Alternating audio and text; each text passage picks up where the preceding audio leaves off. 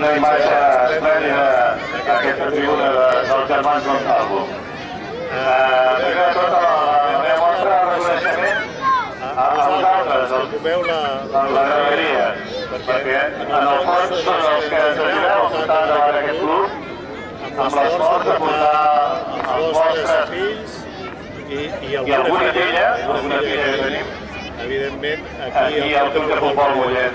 Mostreu una confiança al club que nosaltres us agraïm immensament, perquè sense vosaltres el Club de Futbol Mollet no seria res, no?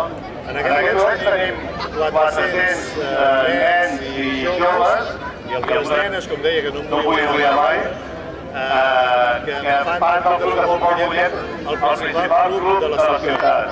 Això demostra que aquesta gran graderia plena, i això ens fa un goig immens i ens dona una responsabilitat per seguir lluitant endavant i fer d'això un club important. Fa poc, el Club de Futbol Mollet era un club que nodria els clubs de la comarca, el Granollers o altres clubs com el Barça o l'Espanyol.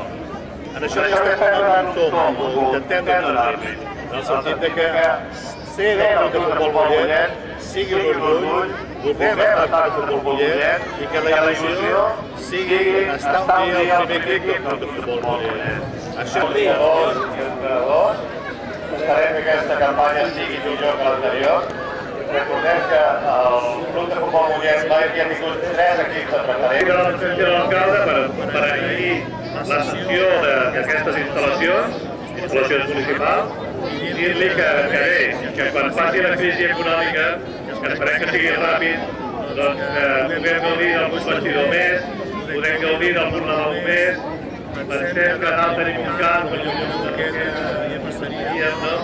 però això jo no crec que sigui el moment ara, perquè la veritat és que la situació econòmica municipal la coneixem tots i és problemàtica. Res més, no vull anar més. Això és un grup que hem fet gran extensió i el que pretenem fer amb l'ajuda de tots vosaltres ara és un gran club. Visca el Club de Futbol Mollet!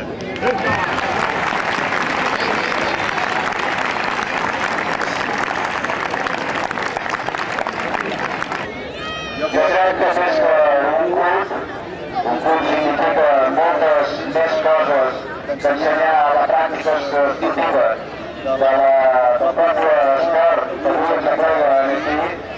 El Club de Futbol Mollet té una tasca educativa de primera magnitud.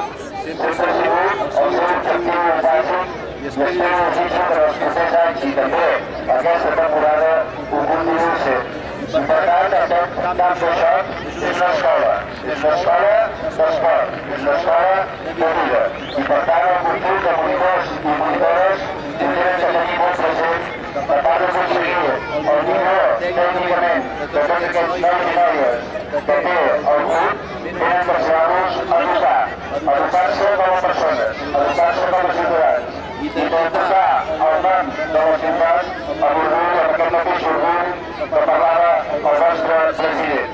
Sense cap mena de dubte, estem passant un moment difícil i complicat econòmicament, tots, també l'Ajuntament.